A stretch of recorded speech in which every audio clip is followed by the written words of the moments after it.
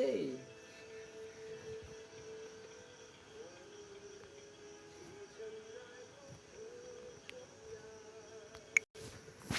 บุญแก่ก็เลยบุญ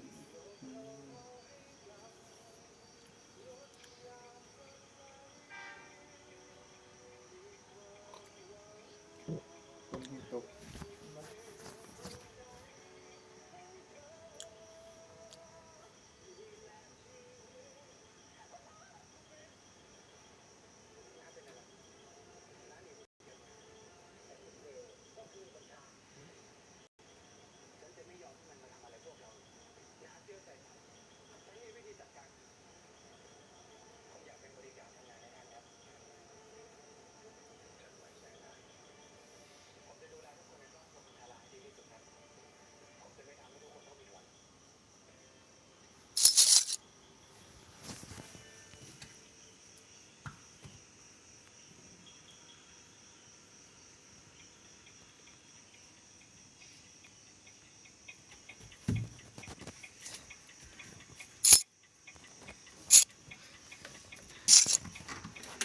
ตำรวจมาก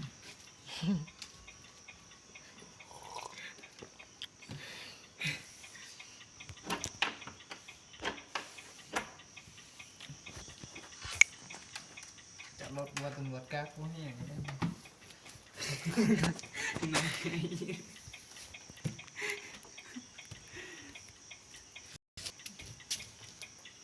ประกาศทันที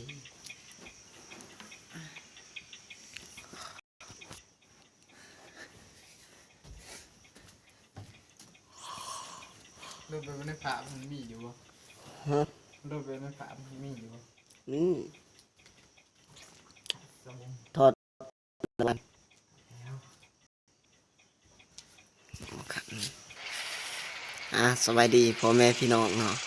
ชาวเน็ตทุกคนและก็ชาวฟุกหรือว่าชาวYouTube เนาะทุกคนมื้อนี้สิมาสอนวิธีการไล่มาใหม่ๆเนาะไล่รถมาใหม่ๆเป็นรถ BM รถบัส BMW สันหนึ่งราคาแพงขนาดราคาหรูหราอันนี้ก็ไล่มาหมาดๆเนาะ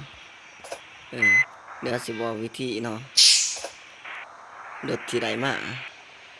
กะโอ้ดูดาขนาดเบิ่งของผู้โดยสารเนาะของผู้โดยสารอันนี้ของผู้โดยสาร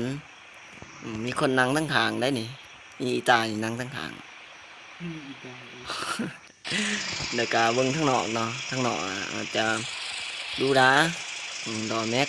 เลยเปิดประตูมีคนนอน2 คนอีตานี่นอนข้าง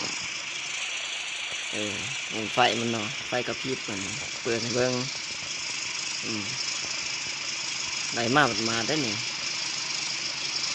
ดูแลขนาดเบิ่งห้องผู้โดยสารเนาะสุดยอดมีโทรทัศน์เบิ่งอีกล้อแม็กอย่างดีตา BMW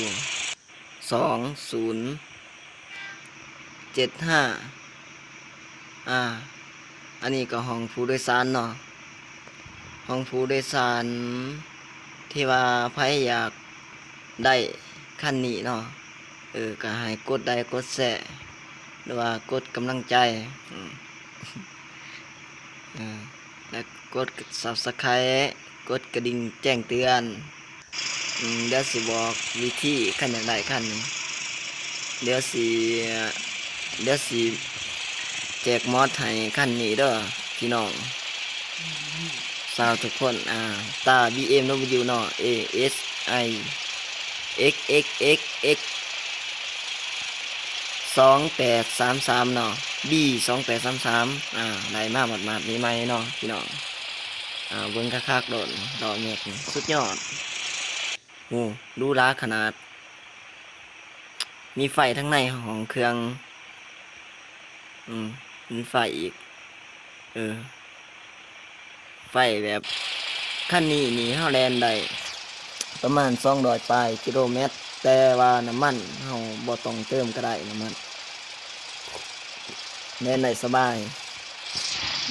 เล่นรับผู้โดยสารก็ได้อีกได้มากเนาะ สุดยอดความคักนี่มาให้ดูรีวิวเนาะรีวิวรถคันนี้ความคักดูละเปิดประตูเขาฟังเสียงเลยพี่น้องเสียงมัน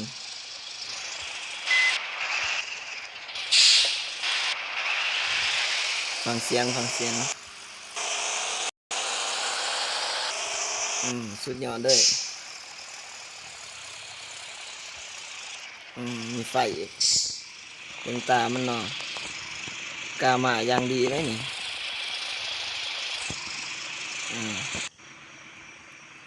ของกันเนาะพี่น้องมึงคักดูดาขนาดเป็นรถของของรถบัสของอินโดนีเซียแต่ว่าเป็นรถของเกมยูโรทัสเนาะยูโรทัสของอินโดนีเซียแต่เป็นดูนะรีวิวให้เบิ่งเนาะใครอยากสนใจก็คอมเมนต์มาก็ได้เดี๋ยวสิมอบแจกมอดให้เด้อมอดรถคันนี้เด้อสุดยอดดอแม็กความงามเปิดประตูให้มีคน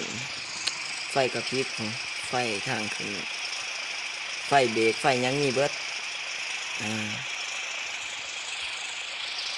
ท่านี้แล้วไปก่อนทุกคน